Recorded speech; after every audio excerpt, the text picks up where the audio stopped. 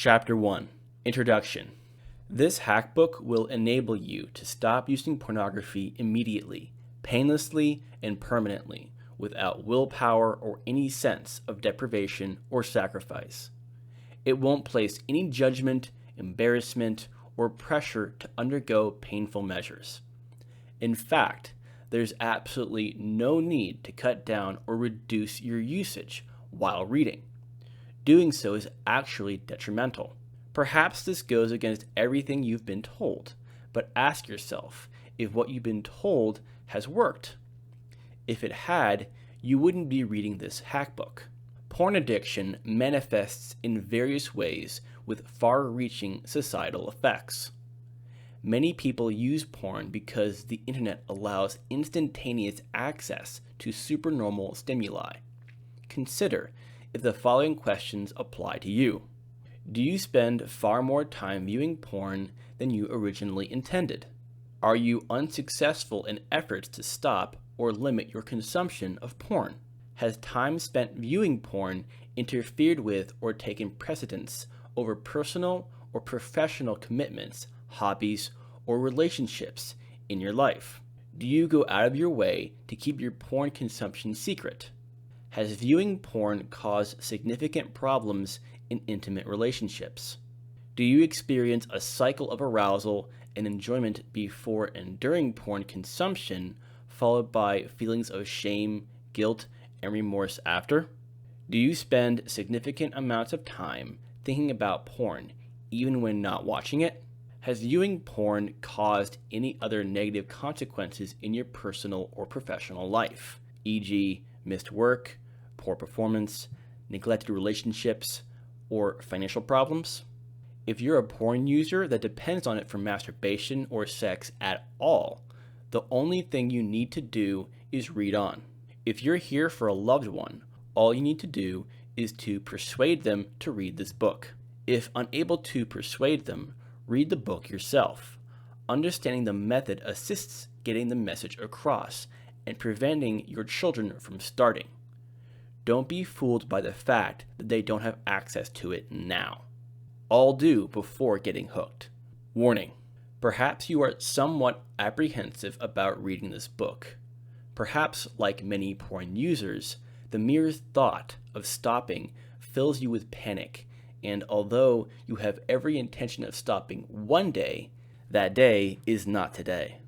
If you're expecting this book to scare you into quitting with the various health issues users risk, such as sexual dysfunction, including porn-induced erectile dysfunction, unreliable arousal, loss of interest in real sex partners, brain hypofrontality, and the blinding accusation that it is a filthy, disgusting habit, and you are a stupid, spineless, weak-willed jellyfish, then you'll be sorely disappointed. Those tactics never helped me to quit, and if they're going to help you, you would have quit already. Conventional methods of quitting advocate using willpower or substitution methods, such as porn diets, using once every X days, and cutting down consumption, which are equally ineffective because they don't actually remove the reasons for using porn. Ultimately, turning something into a forbidden fruit isn't how you treat addiction. Many sites go into detail about effects on the brain, backed up by peer-reviewed research about neurotransmitters and neuroplasticity. While these sites are informative, many are aware of the dangers of porn, yet choose to do nothing. Users young and old tend to avoid such material regardless, feeling safe in the knowledge that one look at a porn site won't kill them. This method, referred to as easy peasy, works differently. Some of the things about to be said might be difficult to believe, but by the time you have finished this book, you will not only believe them, you will wonder how you could ever have been brainwashed into believing otherwise. There is a common misconception that we choose to watch porn.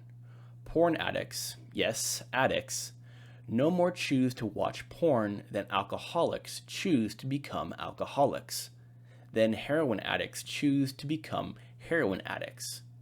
It's true that we choose to boot up the laptop or smartphone, fire up the browser, and visit our favorite online harem. Occasionally, I choose to go to the cinema, but I certainly didn't choose to spend my whole life in the cinema theater. Originally, curiosity and human nature took me there, but I wouldn't have started had I known I'd become addicted, causing the decline of my health, happiness, and relationships. If only I'd heard about sexual dysfunction on my first visit to that porn site. Take a moment to reflect. Did you ever make the positive decision that you must/need porn to masturbate? Or that you should/must/need porn-induced fantasies to spice up sex with your partner? Or that at certain times in your life you couldn't enjoy a good night's sleep or perhaps even pass an evening after a hard day at work without surfing for porn? Or that you couldn't concentrate or handle stress without it? At what stage did you decide that you needed porn, that you needed it permanently in your life, feeling insecure, even panic-stricken without porn, without your online harem? Like every other porn user, you have been lured into the most sinister and subtle trap that man and nature have ever combined to devise. There's not a person alive, whether a user themselves or not, that likes the thought of their children using porn to cope or for pleasure. This means that all addicts wish they had not started. That's unsurprising. No one needs porn to enjoy life or cope with stress before they get hooked.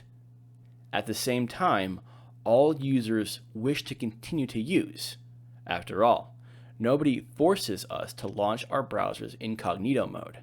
Whether they understand the reason or not, it's not only users that decide to knock on the doors of their online harems. If there were a magic button the user could press to wake up the following morning as if they had never accessed their first tube site, the only addicts tomorrow would be young people still experimenting. The only thing that prevents us from quitting is fear. Fear caused by the belief that we will have to survive an indeterminate period of misery, deprivation, and unsatisfied craving in order to be free from porn. These spawn from irrational beliefs, both learned and acquired, such as masturbation or sex leading to orgasm is the only and most important thing in life. Porn is safer than real-life sex because porn can't reject me. Porn is educational and useful. Entitlement to a superior sex experience. More is always better. These irrational beliefs spawn irrational consequences when acted upon, including worshiping and obsessing when a perfect 10 out of 10 is found, perceiving yourself as a loser if you miss out on sex, as if it's the most important thing in the human experience, holding out for a perfect 10, being extremely judgmental and critical of prospective partners, forcing yourself to have sex whether you want it or not.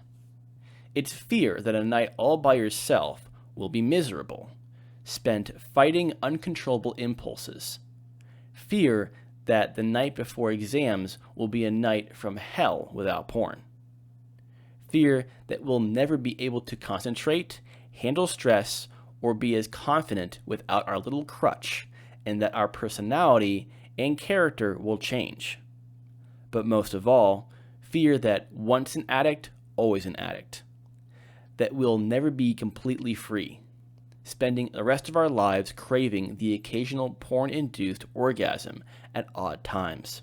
If, as I did, you've already tried all the conventional ways to quit and have been through the misery and torture of the willpower method, you will not only be affected by that fear, you will be convinced you could never quit. If you're apprehensive, panic-stricken, or feel that the time is not right for you to quit, let me assure you that your apprehension and panic isn't relieved by porn. It's caused by it. You didn't decide to fall into the porn trap, but like all traps, it's designed to ensure that you remain trapped. Ask yourself, when you viewed those first porn pictures and videos, did you decide to come back to view them as long as you live? So when will you quit? Tomorrow? Next year? Stop kidding yourself. The trap is designed to hold you for life. Why else do you think all these other addicts don't quit before it kills their lives? I've referred to a magic button. Easy Peasy works just like that magic button. Let me make it quite clear. Easy Peasy isn't magic, but for myself and others who have found it so easy and enjoyable to quit, it seems like it. The warning is as follows. This is a chicken and egg situation. Every addict wants to quit, and every addict can find it easy and enjoyable to quit. It's only fear that prevents users from attempting to quit. The single greatest gain is to be rid of that fear, but you won't be free of that fear until you complete the book. On the contrary, your fear may increase as you continue reading, which might prevent you from finishing it. Take this comment from one woman. Quote, "I've just finished reading Easy Peasy. I know that it's only been 4 days, but I feel so great.